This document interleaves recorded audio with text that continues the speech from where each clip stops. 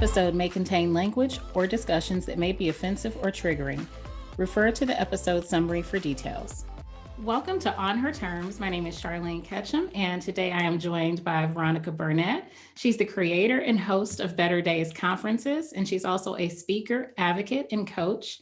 We're also joined by Sherri Nicholson. She is a social worker and owner of Always Love Yoga Studio, and she's also a mindfulness coach. And today, these two ladies will help provide tools to help you find your voice and your path to healing. They will also share their wisdom and insights to help you secure the resources you need to release pain and trauma. Before we get into the nuts and bolts of the conversation, I first would like Veronica and Sherri to describe a little bit about the services that you provide. You're both coaches and advocates. So I think the audience would benefit from knowing a little bit more about what you both do. So Veronica, would you like to describe some of the services that you provide and a little bit about what you do? Sure. Thank you for having me tonight, and share hello, and I hope you both had a great day today. A little about what I do. I am a speaker. I'm an advocate for healthy relationships. My main focus, even though it's not the only focus, is those who have been through traumatic life situations, such as domestic violence and things like that. I hold my, oh Lord, what are the words? I lost my words.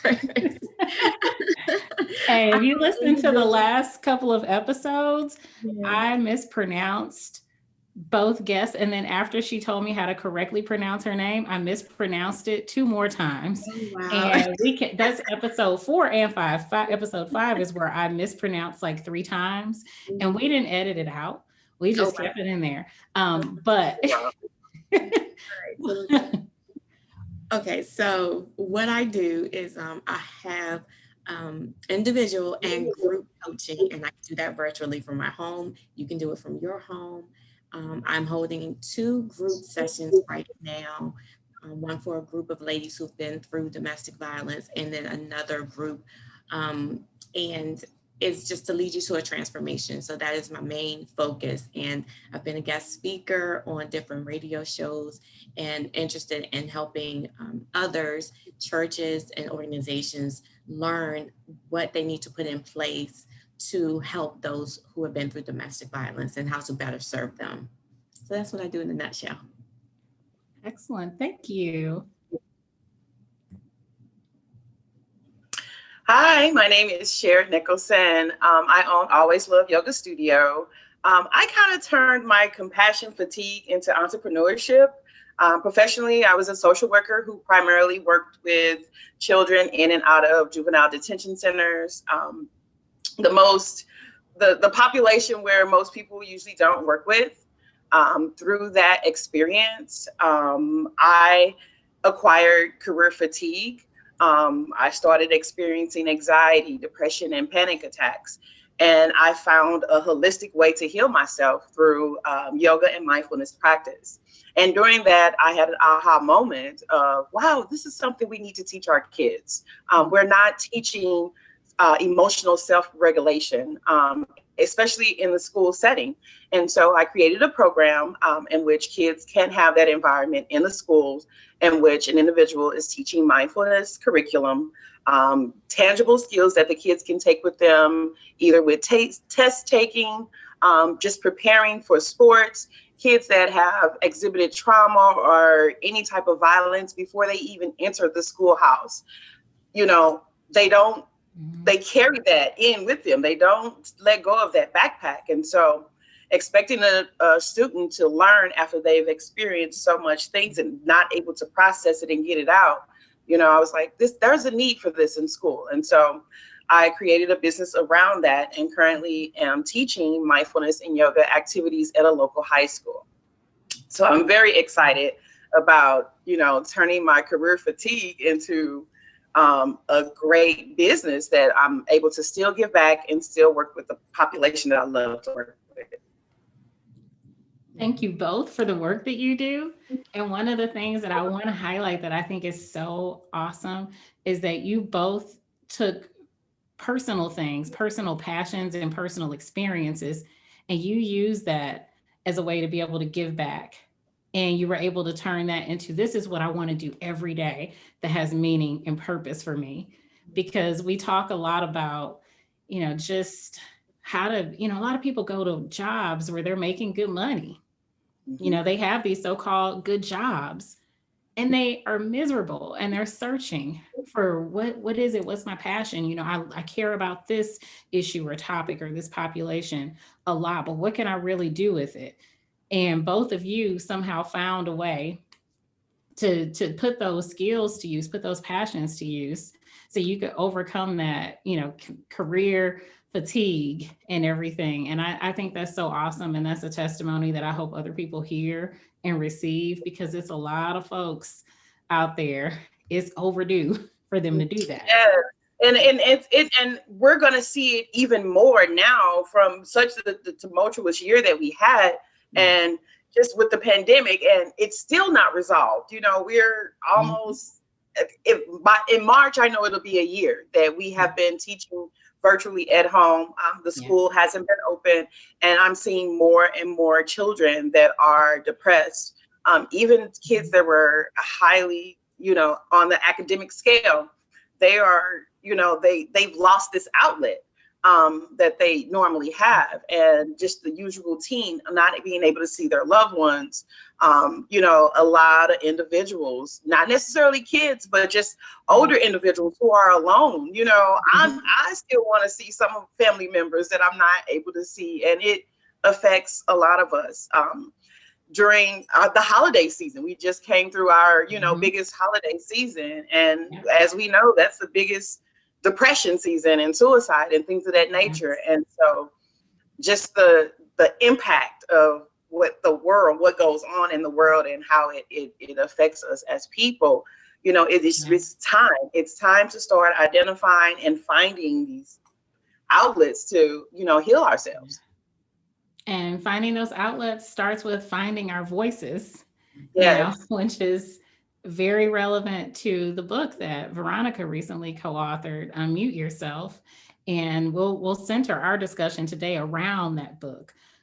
Veronica, do you want to describe the book a little bit for the audience, for people who may be unfamiliar? Sure. I have the book right here. Yay! Yes. When we first released it, it was digital download. And so now it is a paperback. I'm so excited about it. There are many of us here, and it was it was birthed from Seminay Walden. She is known as the student teacher, and so she did a program for writers to unmute yourselves. And so not everybody who was a part of that program was a writer initially. They just knew they had something in them that they wanted to get out. And so we came together, and so we just learned how to write on our own. And before it was over, I heard this voice say, this needs to be a book together. And I sent her a message, and she says, funny enough, you say that. She was just about to introduce that to us in the class. It had come to her that way, maybe the week before. And so we all came together, and we told different stories about how we overcame different situations in our lives. And not everyone in the book talks about domestic violence. Some talk about the relationship they have with their husband. Another talked about something she had carried for over 40 years. Another lady talked about having the shame on her for so long and not being able to release it. Another talked about unforgiveness, how she carried unforgiveness in her heart for her husband for so long. And finally, she was miserable. And finally, she just decided to let go. And it wasn't until we were writing in this group that she realized she needed to let go. And so we came together with Unmute Yourself Anthology, speaking our truth unapologetically. And so for some family members and friends, it was eye-opening. They didn't know certain things, but it was our release, and it was a wonderful experience to meet them. And when you get the book, you will see just how amazing my co-authors are. Yeah. Wow, that's amazing. I wasn't aware of the process for how how you all ended up compiling this book, how that came to be. So it really sounds therapeutic. It was. It was. There were tears. There were aha moments. There were times where people actually got their revelation in the class with us. And we would stop the teaching. She would stop the teaching and just talk with us and talk us through different situations. It was such a beautiful experience. It was amazing. And I would do it again. It probably wouldn't be the same experience, but it was amazing. Wow.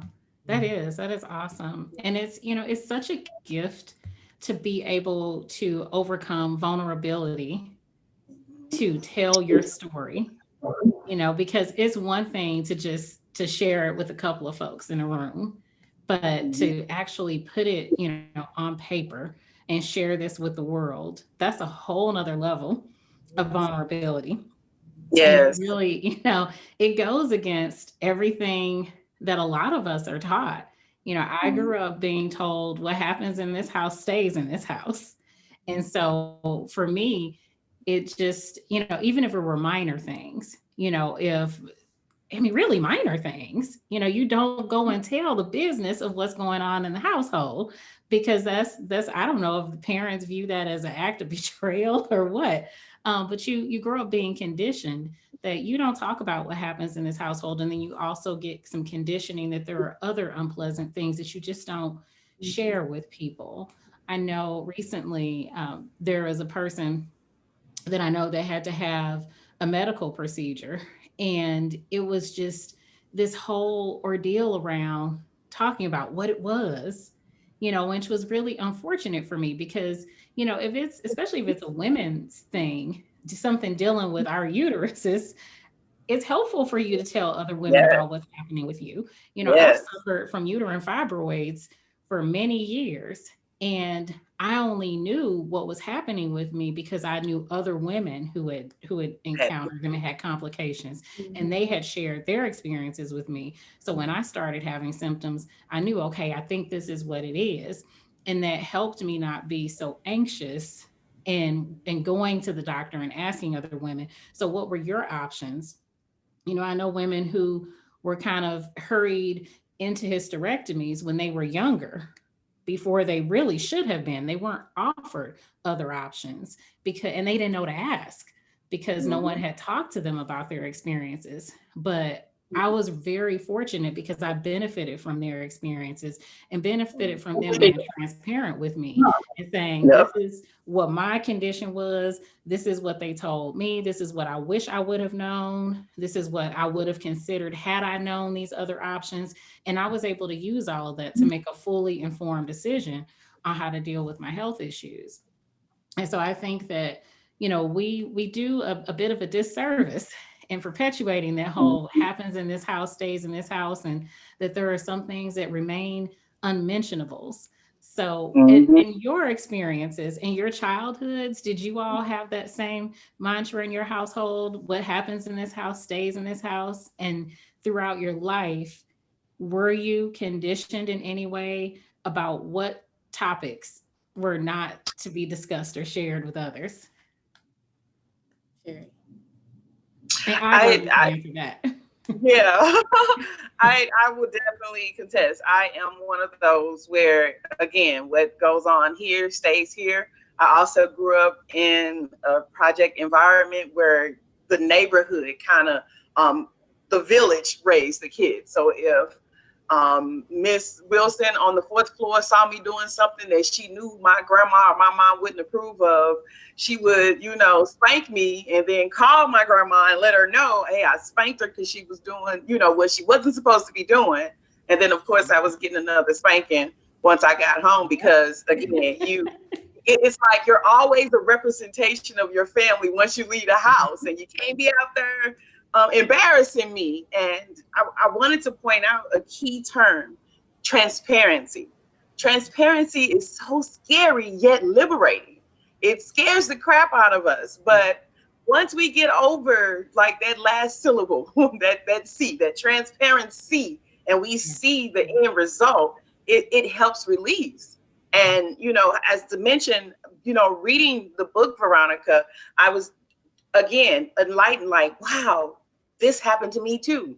You know, I don't feel as ashamed. I don't feel alone. You know, these women walk the same, you know, steps, and this is how they overcome. And we got over it, you know. But for one thing that just rings loud to me is just transparency.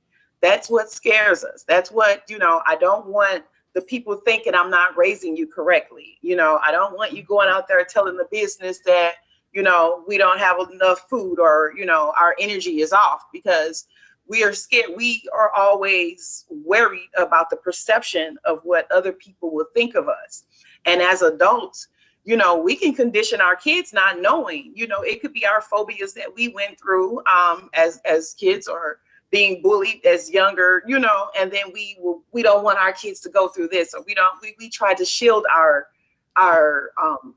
kids, our offspring. We don't want them to go through the things that we went through. But I think in the nutshell, it's just the transparency. We don't want others to know that, you know, we are sad because my man left me. We don't want others to know I lost my job, you know, because I'm depressed because I just don't know how to make ends meet. Or, you know, some women have issues cleaning the home, getting dressed, doing their hair, makeup, you know, and again, I'm stigmatized. I have to be the strong one. I can't be down because you got to raise those kids. You're someone's mom. You don't get a chance to be soft. You don't get a chance to, you know, have woes. And again, we carry such a load because of transparency.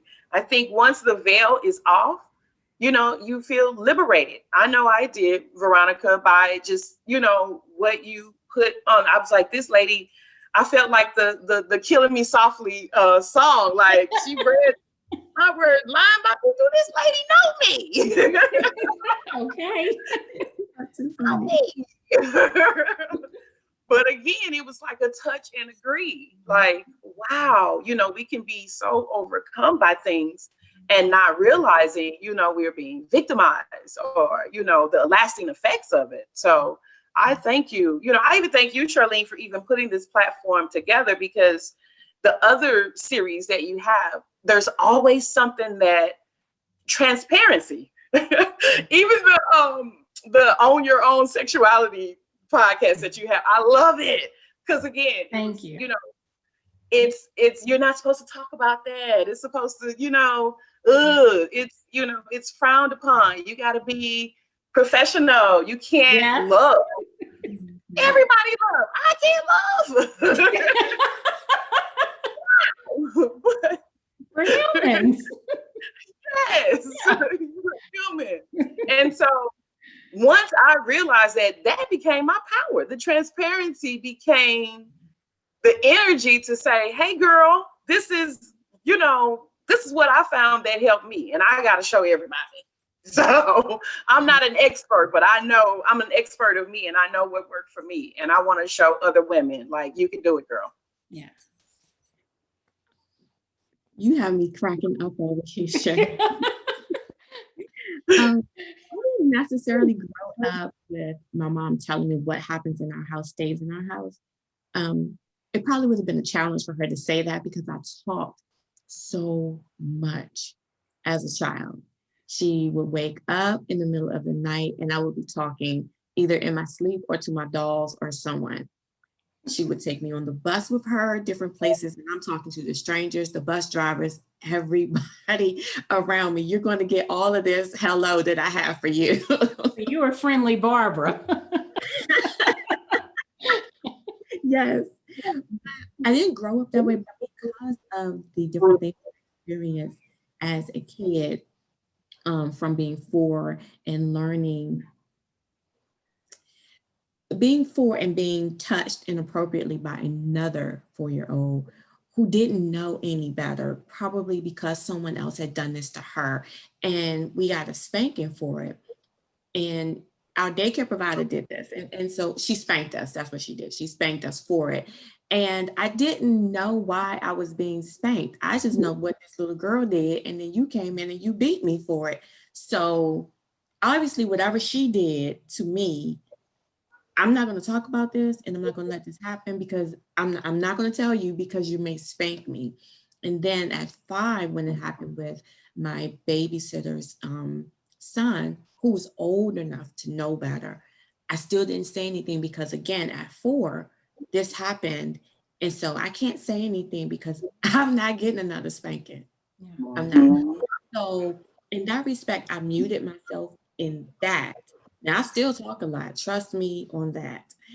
But anything that related to my body and violating my body, I did not speak on. And it led to other situations in my life where, okay, this person is doing this and I don't know what to do with this. So I'm not going to talk about it. And it's not something that my mom talked about with me. Um, I'm sorry, on a regular basis, you know. Um, I don't remember hearing if someone touches you, you need to say something to me. And that is not a knock on her. Some things she grew up knowing was taboo. And so that's all she knew to forward to me and to teach me by just not speaking on it. And Right. so I quieted myself in that regard.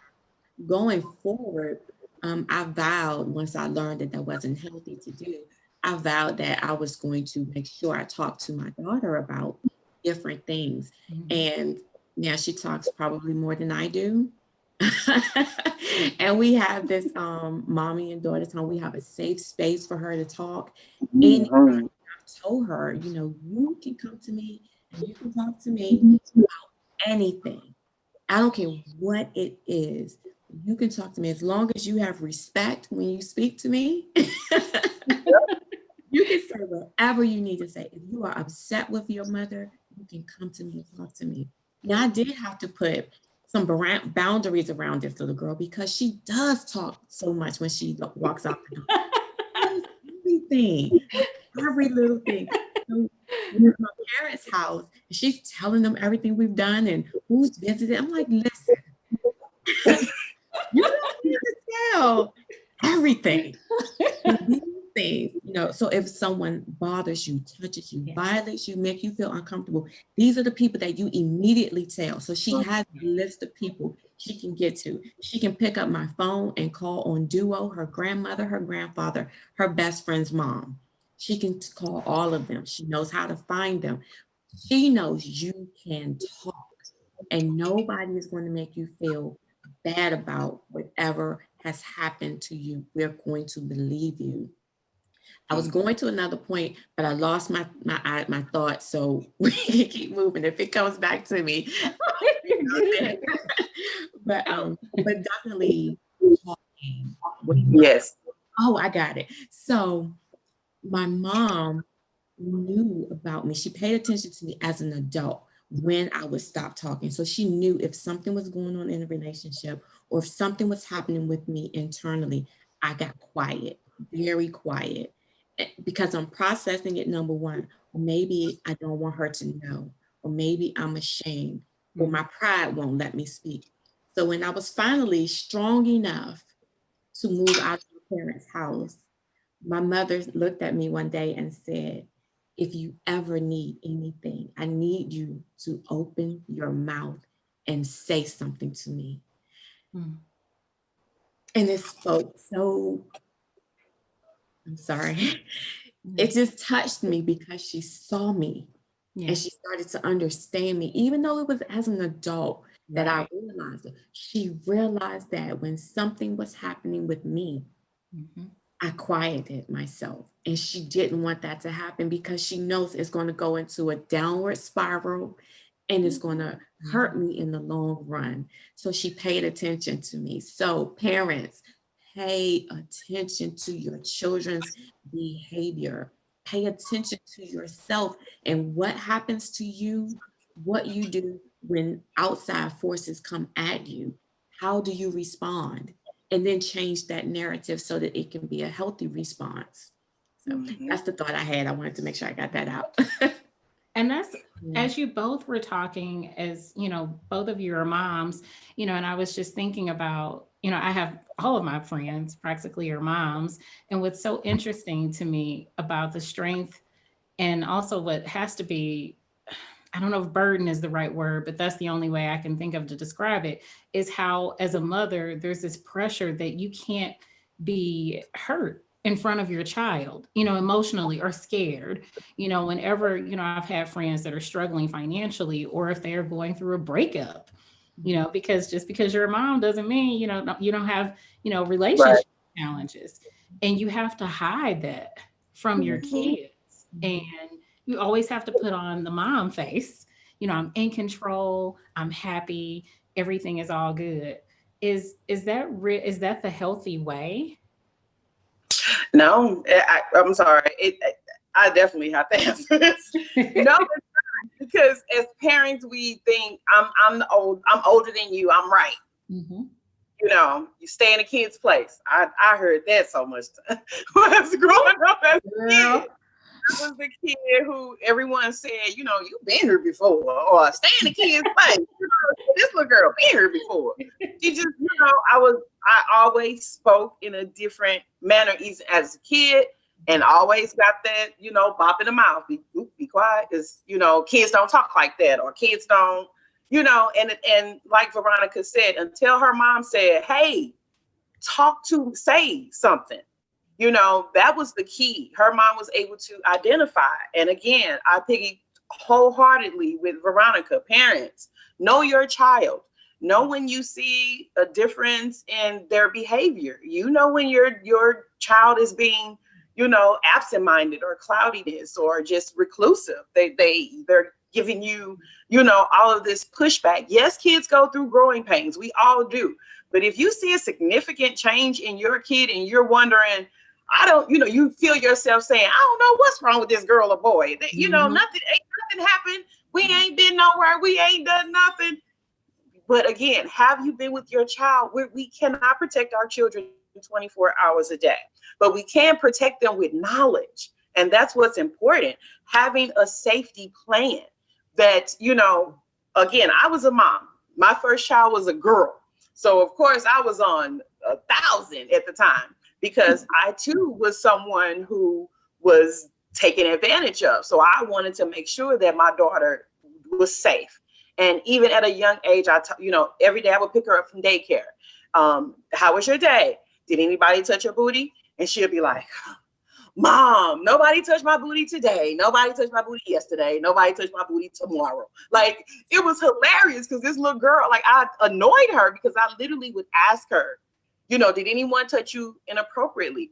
And not only that, I was asking questions with the real names. I wasn't giving nicknames, because again, we're teaching our kids about their bodies, and they need to know these things, because the predator can come at a kid at any type of range. And if your kid doesn't know that, they're private, there's multiple names for it. And again, they would be lost, right? And it's a simple asking a question, teaching them to advocate for themselves, allowing them to speak up, but with boundaries. Like Veronica said, I'm still your mom. You still have to respect me. And I'm that mom too. Like, the kids know, let's rock it out before mama, spank it out, because let's talk it over and I'll let you decide the consequences. I'm that type of mom. I'm not a whooping type of mom. I'm like, what you did was that something that we would normally do? Is that something in good behavior? Did you act your best self? And again, it gives the kids time to process. No, I didn't do, what I was supposed to do. And maybe I shouldn't go outside for, 2 weeks or play my video game or things of that nature. But again, when we put that stigma that I'm the parent, I'm always right, what I say goes, it's telling your kid your feelings don't matter, what your voice doesn't matter. And again, it stunts that window of, hey, there's something wrong, or there's something happened to me. Because again, you've already told me to stay in a kid's place. I can't talk about it. I can't come to you and say what I need to say. So I don't know who I can come to. So I got all this in my head. What do I do with it? So again, we confuse our kids. Being firm, having a parenting style in which you allow your kids to talk, allow them to talk. That's every day. That's what I hear from kids. You know, my mom doesn't want to listen to me, or they're not going to believe me. Because, yeah, that's the biggest one. They're not going to believe me. Wow. Can you imagine? They're not going to believe me if I say what's going on with me. And so how, as a society, do we stop that stigma where we tell kids that you can't talk because you're in a certain age bracket? That teaches them not to even value their voice or their own truth, you know, and then they have to put on this brave face and just fake it, even though they're hurting inside. And then they grow up with this hurt, this distrust of authority figures, and it just snowballs into other things, you know, that hurts them because they're hurting someone else because they're hurt inside. Nobody cared. And we can't keep doing that to our children. And again, we take it on to our relationships, our marriages, you know, our friendship, our girlfriends, you know, we take on, and sometimes you have some people that you often ask, you have that one friend that you're like, why are you always fighting everybody? You know, why do you always feel the need to be aggressive or just stand your ground? And it could be that one that didn't have that voice when they were young, and it was beat out of them. That's what I was told. You know, my choices was beat out of me. So if anybody try to take my choice, I'm gonna let them know right now. You know, I'm gonna take, you know, my voice back. And sometimes it's a good thing, and then sometimes people act out in ways where it doesn't get them in the place that they want to be. And so, where do we get to a point where we stop passing on the trauma? It's like, pass it on. Let's keep passing on down the line. Where do we, you know, how do we stop it? I want to piggyback off of something you said about that person being the one why she's fighting all the time. And I can remember in elementary school, I was the one fighting, like I was fighting all the time. Sweet little Ronnie. I believe that. I know, right? But from being 4 and 5 and experiencing those things, I felt like who was going to protect me from that? And so when I talked to my dad about some girl at my school bothering me, she was always harassing me. Like, she was the shortest girl in our class. I'm right there neck and neck with her, right? But she picked on me, not like the little chihuahua. Anyway, but I would tell my dad, and he's like, listen, you got to stop talking to me, you know, coming to me, crying about this. You have to fight back. If she's going to bother you, she's going to put her hands on you, you fight back. But that's all I knew to do was to fight back. And when I got tired of you talking a whole bunch of stuff in my ear, I was the one that took the first lick. I did. I was the first one to swing first. And I didn't care what you felt, where it landed. I was coming for you. I was tired of you bothering me. Again, you were attacking me in some kind of way. So I fought back, and that's all I knew through life, through different relationships. If anything, I mean, I dated a guy who was really, really big, much bigger than me, probably twice my size. And I got mad with him because he wouldn't do what I wanted him to do. I would hit him. That's what I knew. I needed to be in control. I needed to have power, and you weren't going to have control in this situation. So I'm going to make you do what I want you to do. And it continued on until one day he grabbed me and was like, listen, if you hit me again, I'm going to hit you back. So his hands was probably twice the size of mine, and I came to myself and I said, let me stop doing this. But it continued on just 4 years old. But then you asked the question about being that strong mom and having to fake it in front of our children. I guess I'm the one who overshares with my daughter. Some of my family think I talk too much to her and I give her way too many choices. I felt like growing up that my mom didn't like stifle me, but you didn't have a choice what you're going to eat for dinner. Okay. What you going to cook? I'm like, what you want for dinner? You can have this or this. So she has 2 options. Okay. You don't have a whole plethora, but 2 options. And I'm trying to teach her how to make her own decisions, because I fell back on my mother making my decisions for me. And when I got out here by myself, how do I think rationally about what it is I need to do and what decisions to make. Mm-hmm. And so I allowed the guys that I dated to make the decisions. Whatever they wanted to do, I was going to go along with it. And when I decided to speak up for myself in those situations, it backfired. And I was like, I'm not going to do it again because I'm going to get a beating. Not a physical one, but maybe a verbal one. Maybe it's going to be a fight. Attention from me. And so what I do, then I became codependent. I mean, it just, it layers itself. And so with my daughter, I share how I feel. She can read me. She can read anybody. And I can tell you, if you are not a good person, she will shun you. She will not talk to you. She will turn her back to you. If you are a good person in your heart, oh, you're going to get all she has to say, all of her attention. But she pays attention to body language, and she'll come to me and say, Mommy, are you upset? Are you hurt? Did you have a bad conversation? Did somebody say something mean to you? And she'll come back to me and say, are you sure? Do you need a hug? Because I've done that to her so much. And she's been reading. And so she knows that you can express, you can show. And so, I do tell her, I'm kind of upset right now. And I really didn't like what that person said to me. And she's like, well, what did they say? Wait a minute. Wait, you're little. You can't do that.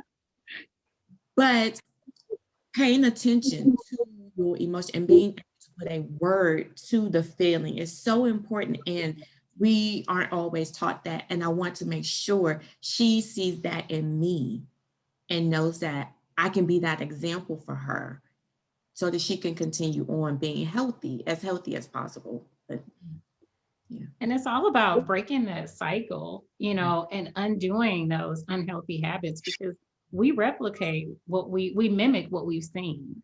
It's like, Veronica is, and I'm just like soft spoken. Veronica was like beating people up. That was fun.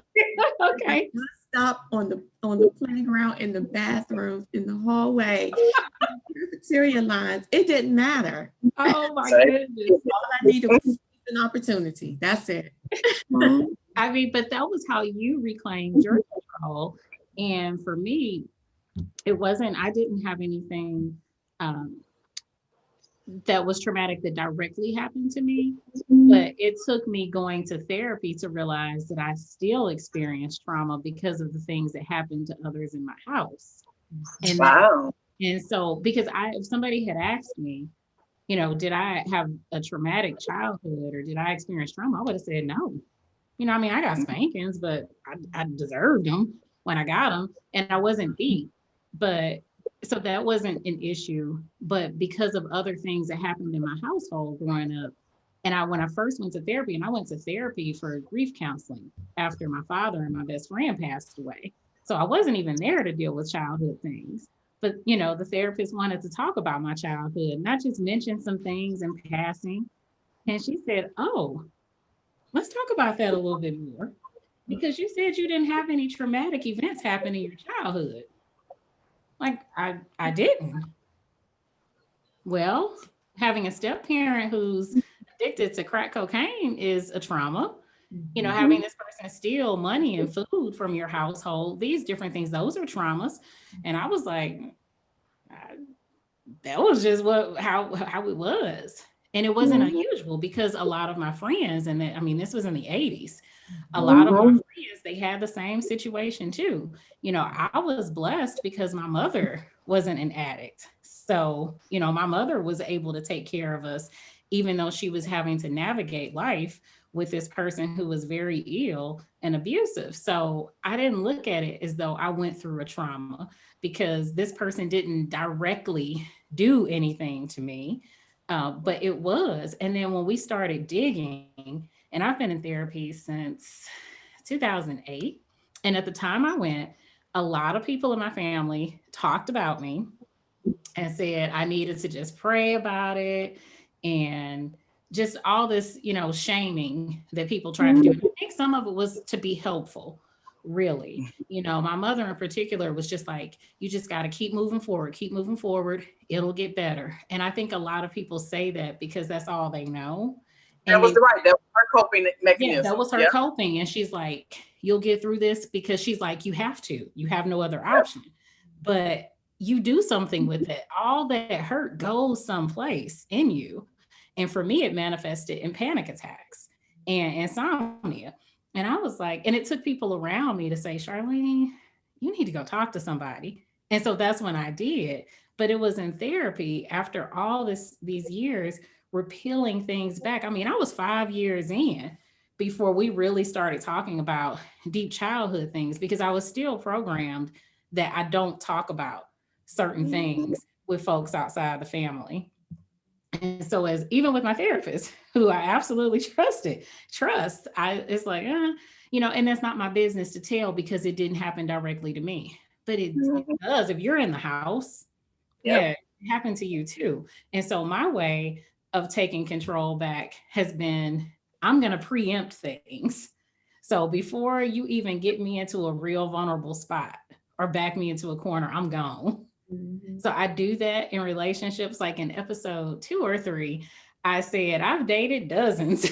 We all laughed about it. And I said, I'm so tired of dating. And then I laughed. But the thing underneath that is an illustration of a trauma.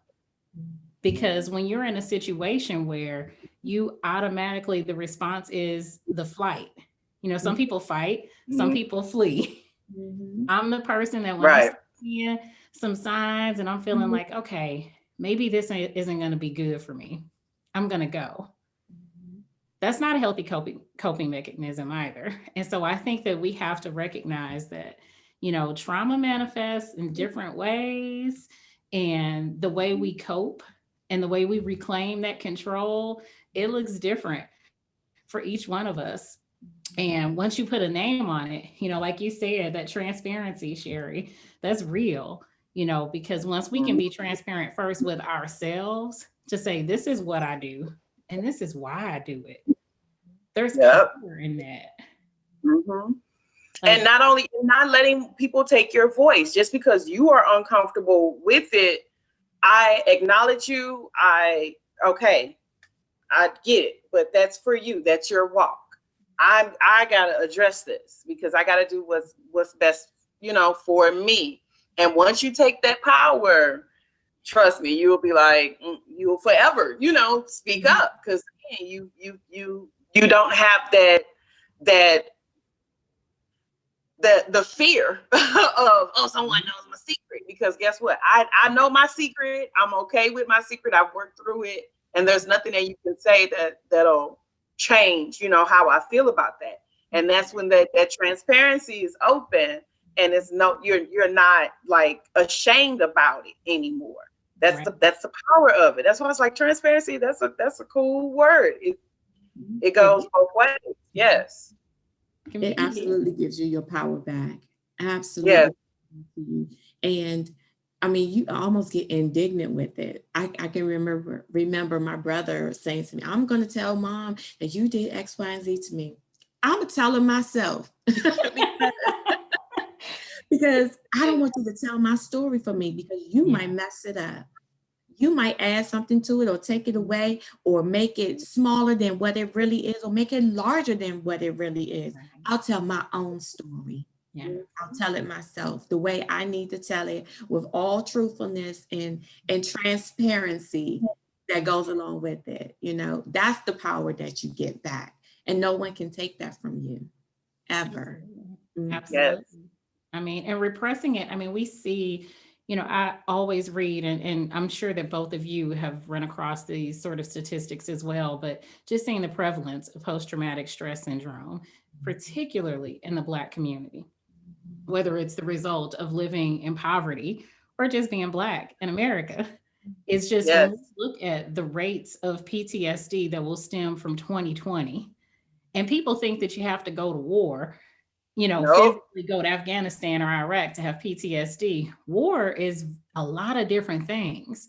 You can be at war with your family. You can be at war with your community. You can be at war with existing in your body. So there's a lot of different things that can contribute to things that will cause PTSD. And so I want to talk a little bit about that, because I don't I don't know that we have transparent and honest conversations about that enough, given the prevalence of the people suffering in our community from that. So what is PTSD, and what does it look like? So how would somebody know if they're suffering from PTSD? Okay, I'll go. Well, post-traumatic stress disorder, we typically see that with or related to someone who has been in a war. And now we're seeing that people who have been through, like you said, a war at home, um, different things that have happened at home, trauma at home or within themselves or wherever they experience it. And I can say firsthand that I have. And after leaving my ex-husband, he would call and still harass me.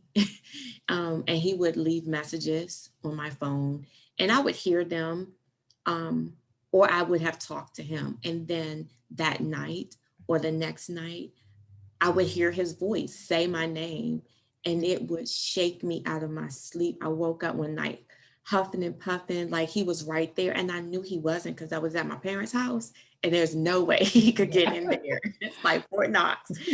But I would walk out of my house sometimes, going to my car in the mornings, and I would look between cars. I would look over my shoulders.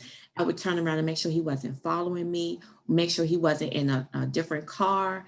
My neighbor had, he has a video camera, so he can see the neighborhood when you first come in. And anytime a different car would come in the neighborhood, he's watching. So I knew I could go to him. But I looked everywhere, even at work. When I would come out of my building, I would look around, and I did, because I didn't know where he was. But just the trauma from hearing his voice, the fear, and that was enough. And so someone else may say, oh no, that's not PTSD. You don't know what I feel.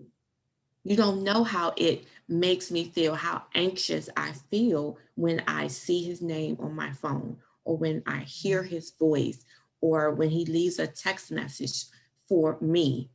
You don't know what that incites in me. And so for someone else, it could be anything, but if you pay attention to your body, if your blood pressure rises, your heart rate rises, you may get a headache, you may feel panic, you may feel anxiety, you may feel what feels like butterflies in your stomach. Those are traumatic situations, and those are that's PTSD for you.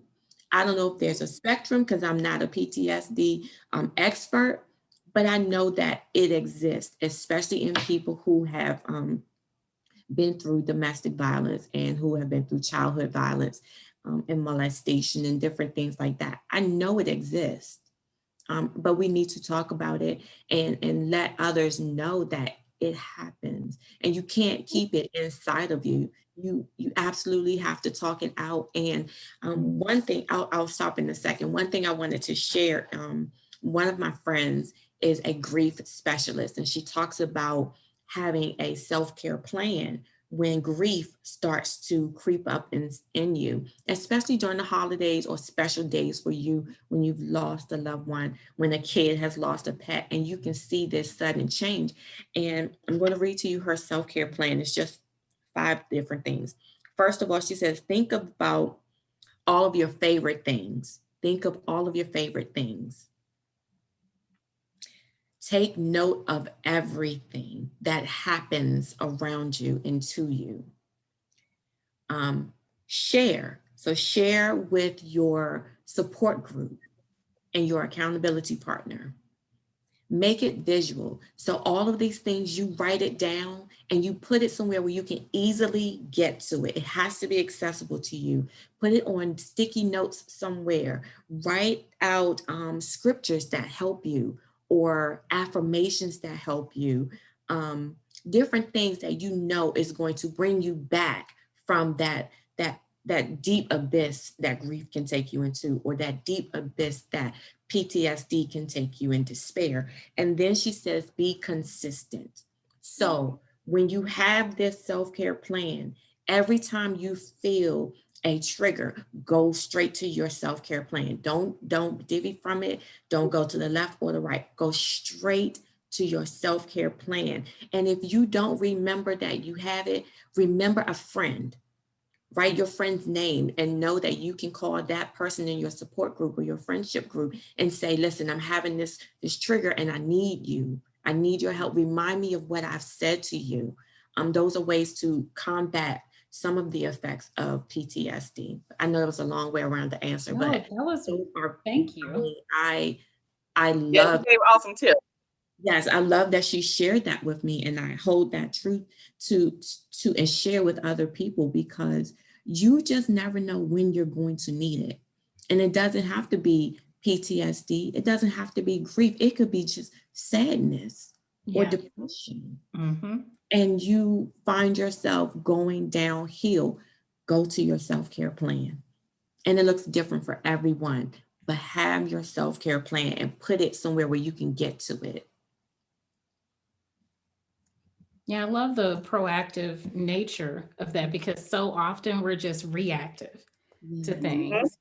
And even though we know, I mean, most of us know what our triggers are, and and we even joke about it. Mhm. Like people will talk about their jobs or family events, because sometimes, depending on what the family event is, it's like I feel it. It's like, oh, let me get my mind right to deal with these people. You have to build up It's energy like, to oh, control. it's just let me get my mind together for this. And so and I have a whole routine that I go through in my head, but I also have a line, Mhm. because I've decided I don't have to subject myself to certain things anymore. Mhm. I'm a grown up now. Mhm. So I can leave, I can disengage, call it whatever you want to call it. I don't have to deal with it anymore. And that in itself is so powerful to be able to Yes. say, because I know that for me as a kid, and I always kept a journal, and I used to write all the time in my journal. I thought all the adults were so dumb. And I would say that I was like, they're dumb, they doing this, they doing that, or they're fighting, now they back together. I was just like, they're so stupid. I'm not gonna be stupid when I'm old and grown, because I thought they were all old too. Mhm. And now it's such a powerful thing. Whereas as a child, I couldn't control who was in the house with me. I couldn't control what these people were doing, and I couldn't even control what I could say about it, because again, you got smacked. It wasn't, you couldn't speak that freely, and have an opinion about what grown people were doing like that. And so it's very freeing as an adult to be able to say, nope, not gonna do it. But for me, I have to, it's a very fine boundary or balance that I'm trying to have to find with that. Because on one hand, it's very empowering to be able to remove myself from situations that make me uncomfortable or that can be hurtful. But I'm also having to learn that sometimes that's part of the process. So Mhm. you can't leave just because this is uncomfortable or even a little hurtful, because sometimes that's part of it. That's part of being vulnerable. Now you have to understand what that hurt. There's layers of hurt. And if somebody's doing something physically or malicious towards you, but sometimes somebody being honest with you, it may not be what you want to hear, but that doesn't mean you go. So for me, it's learning that balance, but it's still very empowering to say, I'm not going to deal with that. So I have a sort of self-care plan, and that's one of the benefits of therapy for me, because I never would have developed anything like that without my therapist saying to me, well, if going around this circle of people is a trigger for you, let's decide how we're going to deal with it. Let's talk through how we're going to deal with it now. And that's extremely helpful. So I appreciate you sharing that self-care plan, because again, we've got to prepare in advance. I mean, we prepare for everything else. When we're going for these jobs, I dated a man years ago. He was one of the dozens. But I dated this man years ago who said to me, if people approach their relationships and their personal well-being the way we do these jobs, we'd all be winning. Because Mhm. he's like, we go up in there and we put our best foot forward consistently, even when we don't want to, for these other people to make them rich. And when it comes to doing meal prep or forcing ourselves to get up and exercise or meditate at the crack of dawn, we ain't gonna do it. But if we got a report for them folks, you gonna get up and do it. Run the center like ready. And I was like, huh. You know, he's like, yeah, you like, go. What's your motivation? Like, right. Yeah. What's your motivation? And you've got to make you have to be worthy of that commitment. You have to be worthy of that sacrifice. Is you, I mean, you have to make you have to affirm to yourself that I am worth it, which is one of the things that I love that you do in the book, Veronica. Your affirmations is just like we need to all be reading this every day to ourselves. You know, add some others to the list that are specific to your situation, but everyone should have some personal affirmations just because you need that when you're feeling bad. And it works because the power of the mind and what you constantly say to yourself is real. I mean, I've got some affirmations that I've written for myself, and I force myself to say them. That's the first thing I do every morning. And I'm in the bed. So I wake up and Rio, my oldest cat, hops up there and he's like, okay, get up. It's time for you to get our canned food. But before I get out of bed, I have them saved on my phone. I say my affirmations, even when I don't feel like it. And there are some days when I don't even believe everything that's in there, but I have to say it to myself every day because the core of me is hearing it. So even when on in my conscious mind is not necessarily receiving it, my body, my brain is still receiving that message. It's got to be consistent. And so I think that's one of the easiest, but one of a really helpful tool that really does work. And people can use Veronica's list to get you started. Yes, definitely.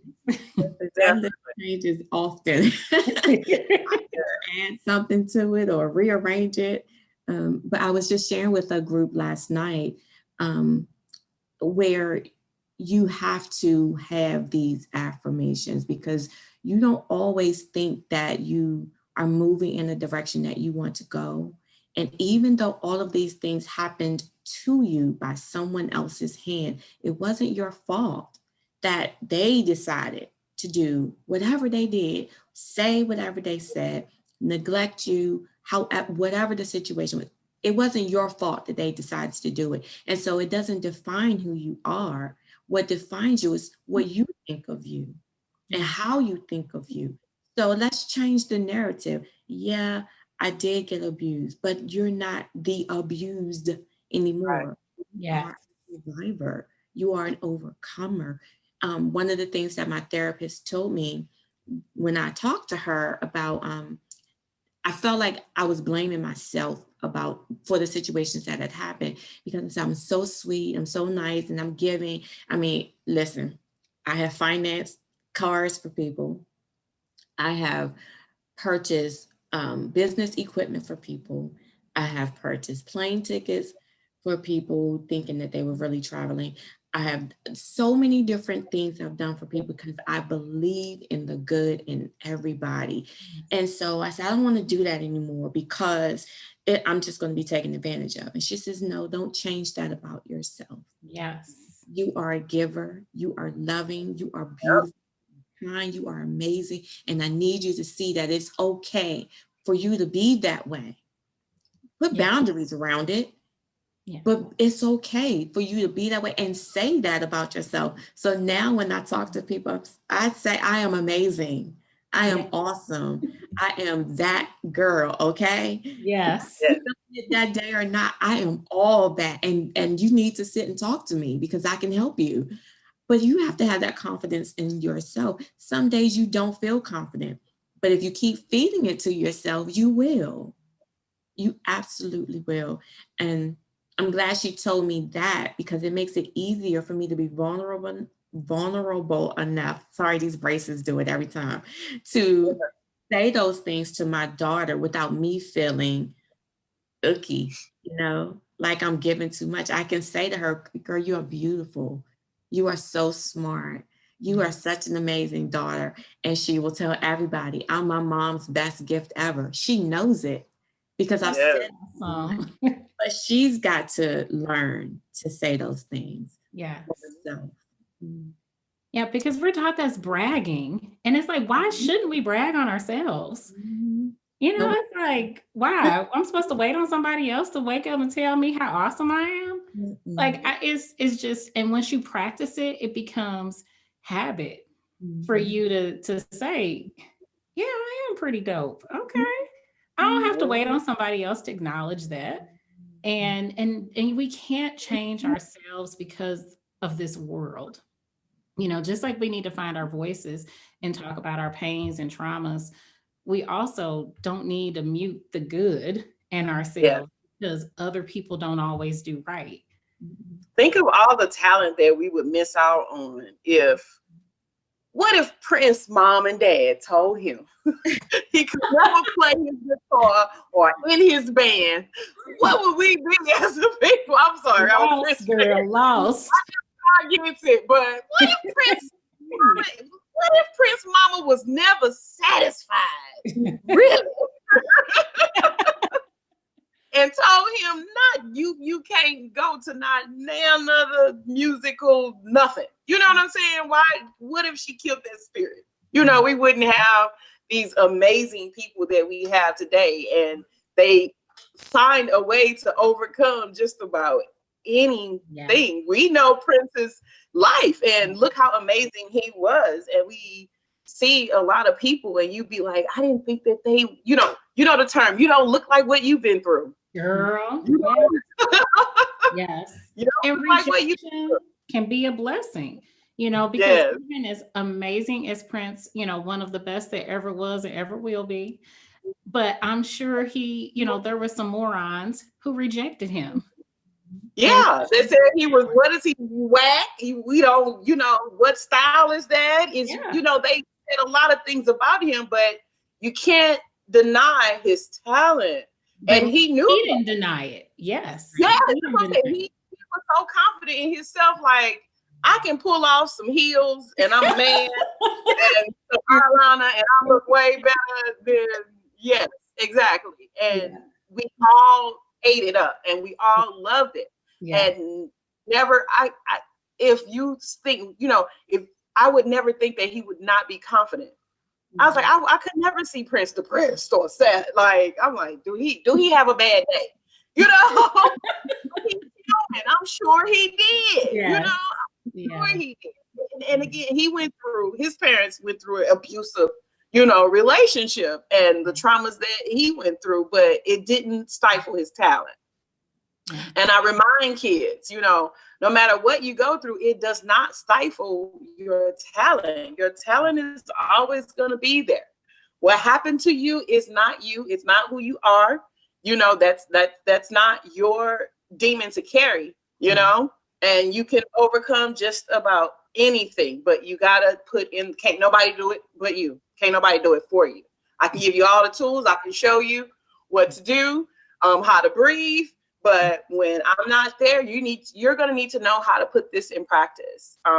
Even though I own a yoga business, I tell people yoga it's not about Googling and looking at these cool poses and thinking, oh, I want to put my body in these things. You know, yoga taught me how to breathe. Yoga taught me about life, like how we're talking now, that what others' perception is not. That's their lens. That's the window that they're looking out of. You are in a different home. You're in a different house and you're looking through different windows. And it's not my fault if you see cloudy out of your windows and I see sunshines and rainbows. Okay. I'm going to keep looking at the sunshine and rainbows because that's what is good for me. That's what helps me out. So if anything, I would say yoga gave me my power back. It gave me my power. It gave me more thinking that I don't have to be upset because, you know, someone doesn't like me or because someone has an opinion about me. That's their opinion. I don't get to hear their opinions about themselves. You know, when you look in the mirror and you like, ooh, my edges, ooh, is a mess. Or, you know, or we're our worst critics, especially women. We can beat ourselves up before anybody else. Child, you can't tell me nothing I already don't know about myself, okay? But it could be just that one something someone says, and you're like, I didn't realize that, or, oh my God, did they really mean that? And I know some people that would literally worry themselves to death because someone had an opinion. Yeah. An opinion. Everyone has one. But because that someone had an opinion, it affected you that much. Their thought process controlled your entire being. Think about how powerful that is, to let another human being control me. Are you a robot or are you a human? That's my favorite line to kids. Are you a robot or are you a human? Because if you're a robot, that means you let people push your buttons and control your every move. But if you are a human, you are in control and you call the shots and you say, not today. You're not going to talk to me like that, or I'm not going to stand for that. And again, holding your power, holding your truth. Yeah. And Veronica outlined some steps to help people get there. Yeah, Veronica, would you like to outline a few of those key steps that you provide for healing that's in your chapter, and unmute yourself? Sure, I can. The very first one is the most powerful tool that I think anybody can have, and that is prayer. And if you don't pray, then meditate. Get with the mindfulness yoga instructor, but prayer helped me so much. That would be Sherri. Prayer helped me so much because when I couldn't talk to my therapist, like, listen, I was actually kicked out of therapy. Not for anything bad, but I had been going, and she said to me, you have what you need.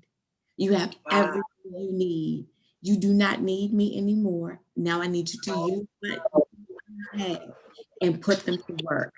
And I was anxious because I was like, wait, you're not holding my hand anymore? She says, no, you have everything you need. So I said, okay.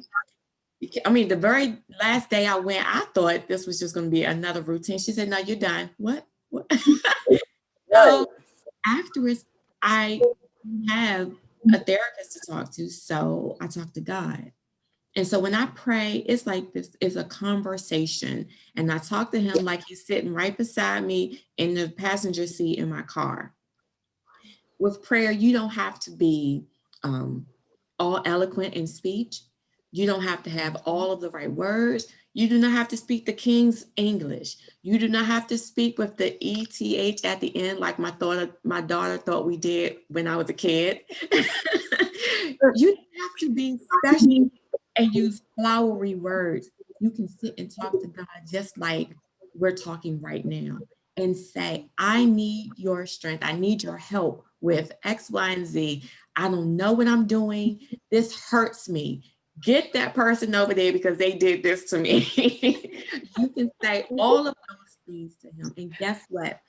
There will be any condemnation. When you go to him and you ask for forgiveness for whatever you've done, he doesn't hold it against you. When you go to him with your heart and the desire of your heart to be better, he's right there to meet you. And so for me, prayer was the very first thing, the very second, third, it's intertwined throughout. And I did say repent is the second thing. Yes, we have to forgive for whatever it is that we've done. And it may not be the situation that caused you to hurt, but maybe you hurt someone else. Mm-hmm. And in my Bible, it says in order to be forgiven, you have to first forgive. So I'm going to forgive. In my coaching, I ask people, or whatever it is that you want, what if that thing that you desire the most is tied to you forgiving someone? What if that thing that you want is tied to you going to God and saying, God, forgive me? Yeah. Are we willing to give up that thing that we so desire in our heart because we won't forgive? So I say repent, but yeah, repent, ask God for forgiveness, and then forgive others, or vice versa. Make a decision. Really, make a decision. I want this, I'm going to do this, and then stick to that decision. See yourself as you want to be, not as you are right now. In my coaching, I will let anybody know, today, you may not be the perfect person that you want to be, but look at yourself as you want to be in 5 years, where you want to be in 5 years. Keep that in the forefront of your mind. That gives you a why. That gives you something to push toward so that you don't stay stagnant and stuck right where you are. Be determined to never give up. Another one that I think is very powerful: release and allow God to heal you. And you talked about us holding on to things, pushing things down. As wives, as moms, as victims, we push things down. When you start to release it all, however you do it, in one of my books, I say you may have to have your best friend there beside you, holding your hand with a box of tissue, and just talk, get it out of you. And even in your prayer time, in your repentance state, ask God to heal you from whatever it is that has been hurting you. It may not happen overnight, but 3 months from now, you may feel lighter, and that thought may not come back to you, or that trigger may not happen as frequently, or maybe not at all. The thoughts and the PTSD symptoms may go down, but start releasing it so that you feel whole. And the last one is to help someone else. So while you are while you're healing, you serve someone else. Be there for someone else. I'm not saying hold their burden for them, but your best friend or your sister or your neighbor may need somebody to talk to and be a sounding board, or someone may need you to show up for them the way they need to be. Need someone to show. They may need someone to take them to the grocery store, or be the mediator for some. However, someone else needs you to be there for them. Be that. If you can, be that. And at the same time, allow God to continue working on you and healing your heart. And I think with some of those steps, we can move beyond and be healed from, and start to change those cycles, break those cycles, and take on new habits, and leave a different legacy for our children, and show our children something else.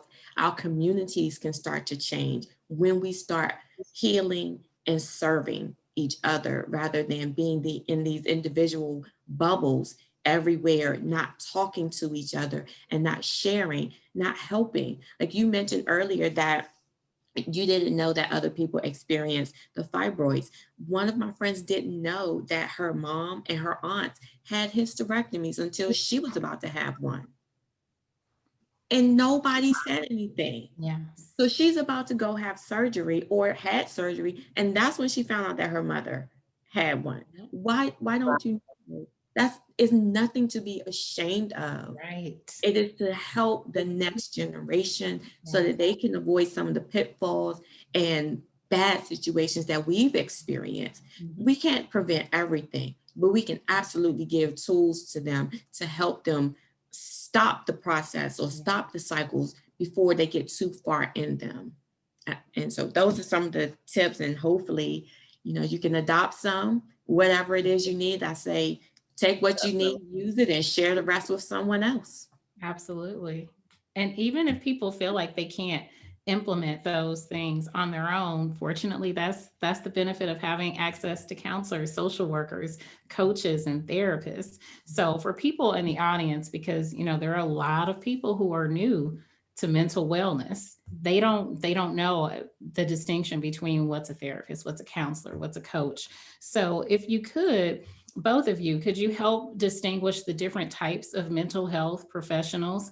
So what's a psychiatrist, psychologist, therapist, coach, and how does someone know which one they may need? Where do they start?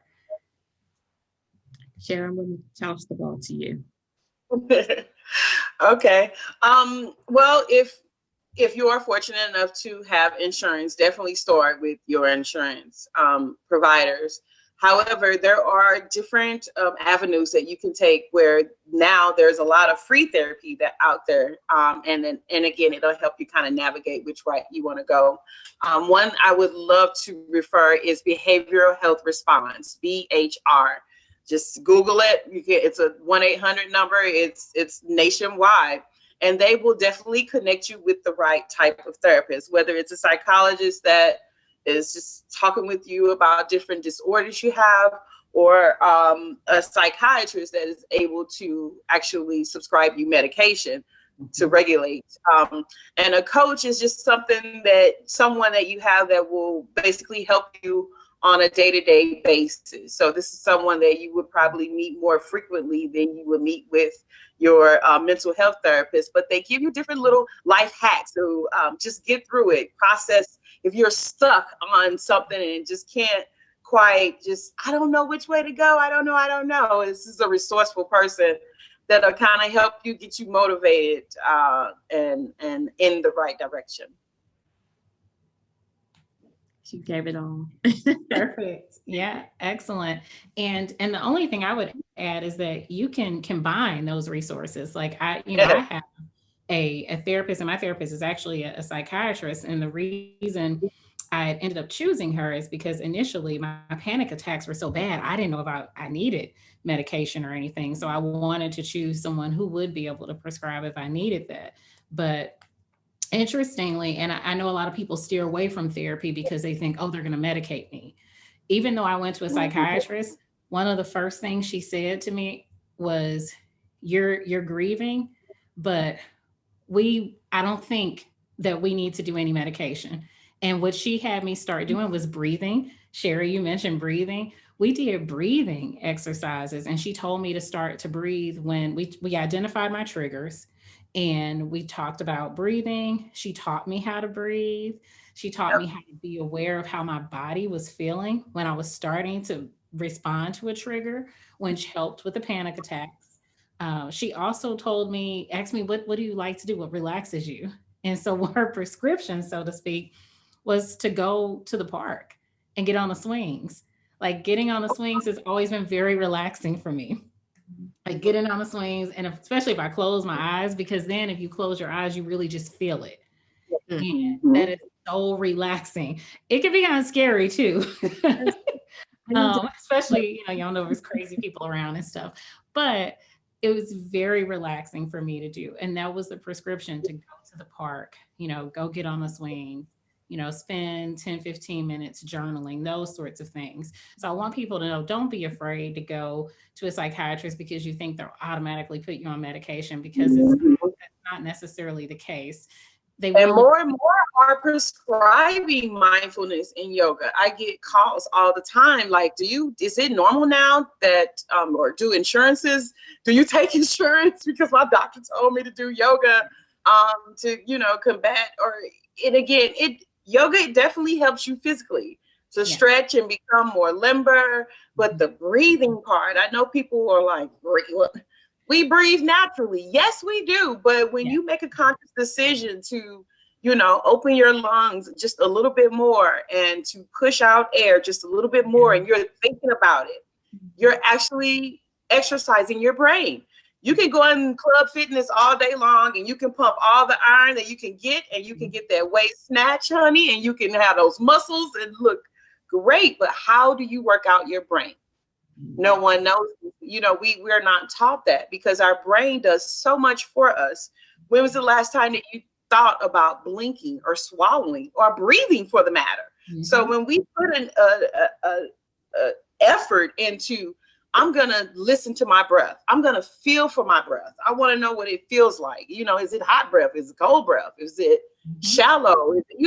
When you make a conscious decision about what's going on in your body, you're going internally, you're listening. And again, you're releasing some things as well, because you're telling your brain, you're giving your brain a break. I'm working you out. You don't need to worry about this anymore. I got this, because I've taken control of my breath instead of it being on autopilot. And so just teaching individuals, you don't always have to be on autopilot. Touch your heart, feel your heart with your fingertips, or feel your heart through your belly. Put your fingertips on your belly and see if you can feel the warmness that you provide yourself. These are things that we don't really pay attention to, things like this.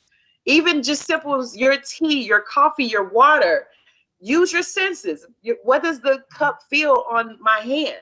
What does it feel like? Can I smell? What does it smell like when I swallow it? Go through the entire process. I feel it on my tongue. I feel it on the back of my throat. I feel it in my belly. Go is so meticulous as that. And again, it takes practice. Don't get me wrong. Because again, insurance may cover it. I know that insurance sometimes with wellness coaching, because in addition to having my therapist, I also have a wellness coach. Yep. And she's going to be featured on episode 7, Marquita L. I think you know Marquita. I work with her. Yeah. So she is amazing.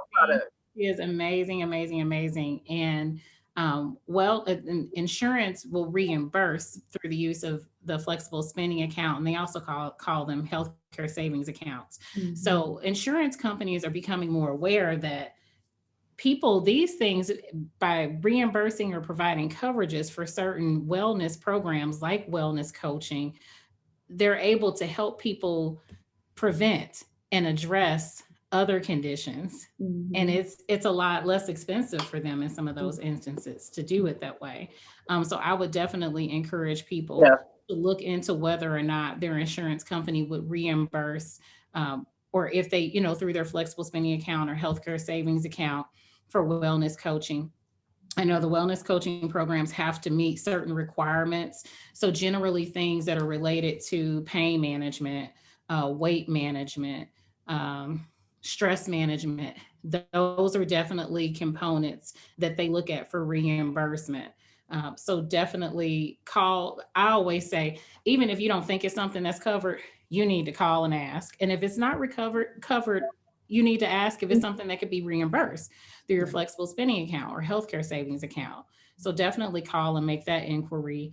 And then employee assistance programs can be another option. Mm-hmm. You want to describe those a little bit? Oh, sure. So with your employee assistance program, most employers have that program for their employees, and it is a free service. It is confidential. I have used them myself. I found 2 therapists through them.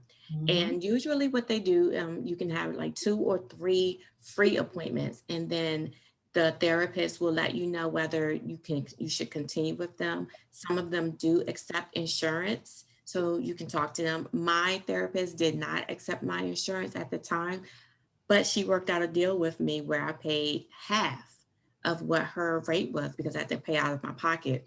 But don't run from it, even if it costs you, because your life is worth whatever it is that you have to spend. Your mental stability and state is worth it. So definitely EAP is another that you can look into. And I know, Sherri, we had talked before about going through your health insurance plan. So depending on the level of plans, depending on what it covers, then you can absolutely go for a copay.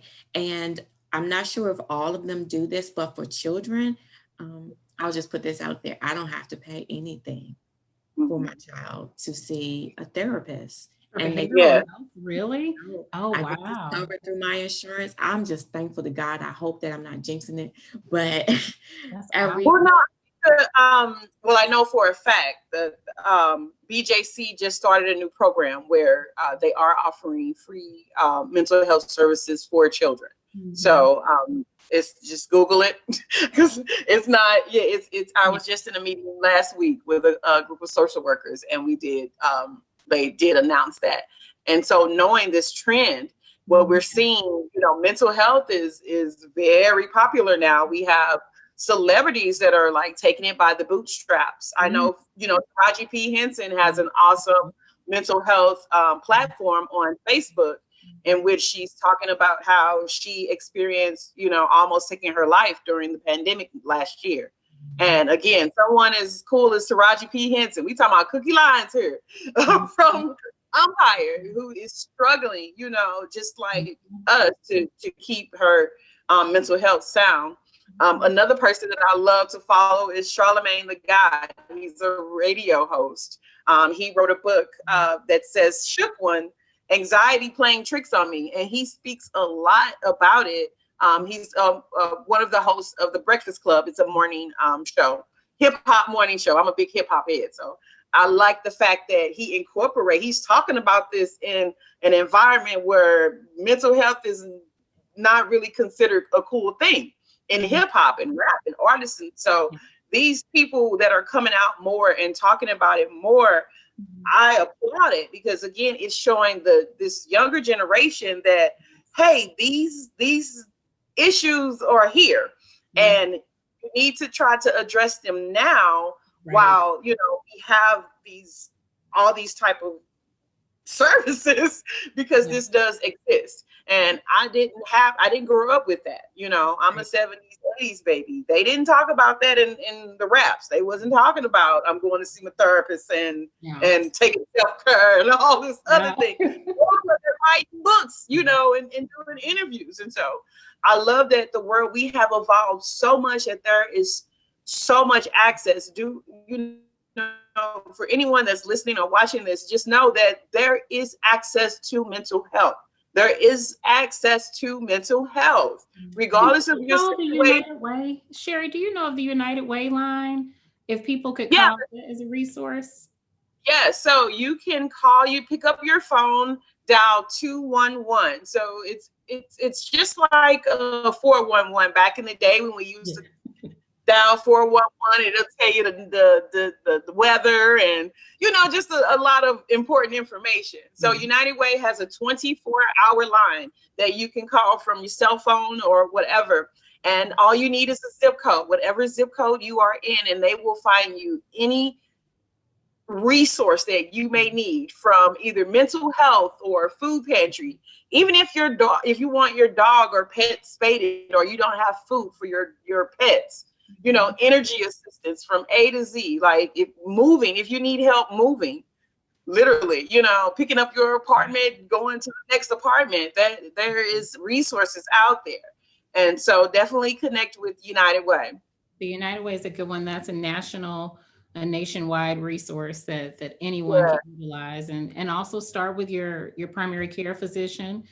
They would probably be in the best position to kind of point you towards who you might need in terms of, psychologists or psychiatrists. Some insurances may require referrals. Every insurance is a little bit different in terms of behavioral health coverages. And again, so start with your primary care physician, call your insurance company, because even if it's something that's not covered, you may be able to get reimbursed for some of those expenses. And again, you can also look at wellness coaches, life coaches. It's a great compliment for me. Because I see my therapist now once a month, but I communicate with my wellness coach weekly. So we meet, every other week, and then we can communicate as needed. And it's just that combination really helps you put those plans, that self-care, and do that self-assessment into practice. So let me add to what you were saying about the coach. So coaching, we don't counsel. We're not therapists, and we don't typically give advice, but we will help guide you with the tools that you have. Like, we will help you see how to use the tools that we provide, or things that you've acquired over the years, help you put together your life plan using these tools. But we won't do it for you. Like, I will tell anybody, you cannot outsource this at all. And we will not take it on, but we will absolutely give you everything we can to guide you to your destination, whatever it is, to guide you through it. So I just wanted to put that caveat out there. Thank you. That's an important distinction, which is also why they work so well together. Particularly if your wellness coach has a certain expertise in certain things, they can really work hand in hand with what's happening with certain medical conditions, with just helping you process things. So it can be a great companion to the other support folks that you have on your team, because it takes a village. It takes a village. And I wanted to share the contact for behavioral health response as well, BHR.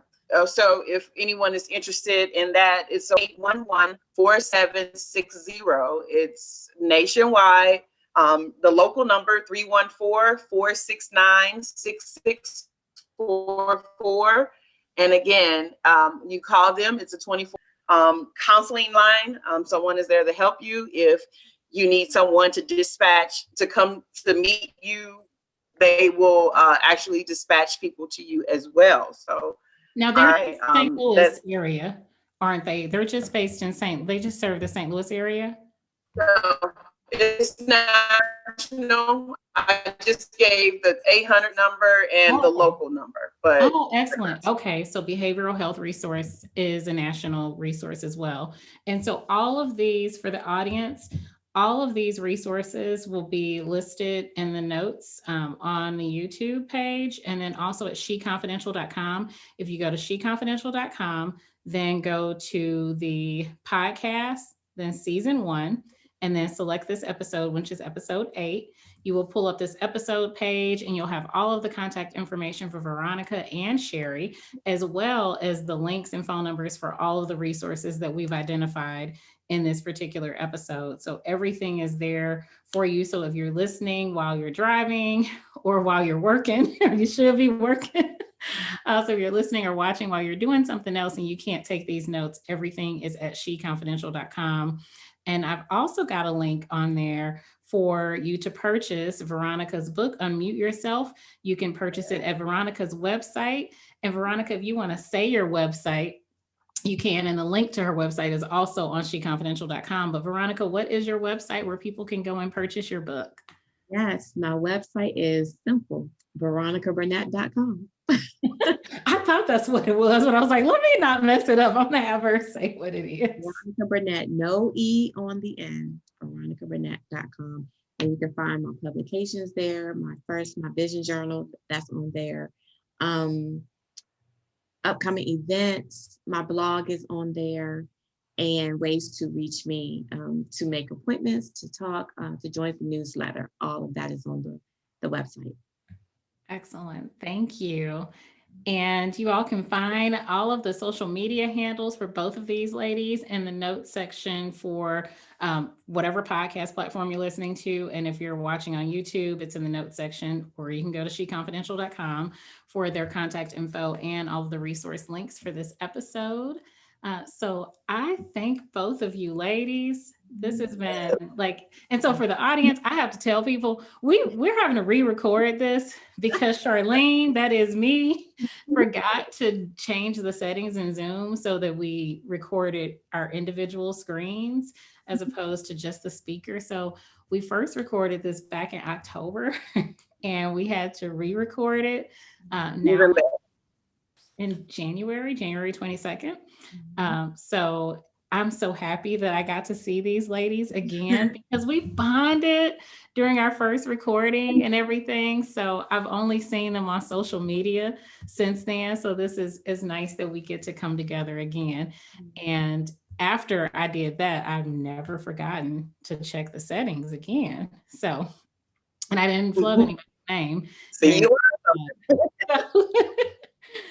So thank you, ladies, for doing this a second time and for being who you are, for being vulnerable, for being so transparent, for empowering our community. Thank you so much. I appreciate you.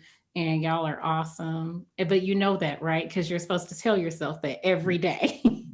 So audience, thank you for listening, watching. If you are watching on YouTube, I told myself I'm gonna start saying this at the end of the videos.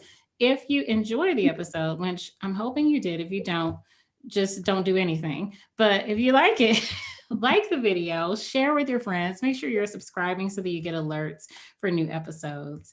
And thank you, everyone. My name is Charlene Ketchum. This is On Her Terms. Until next time.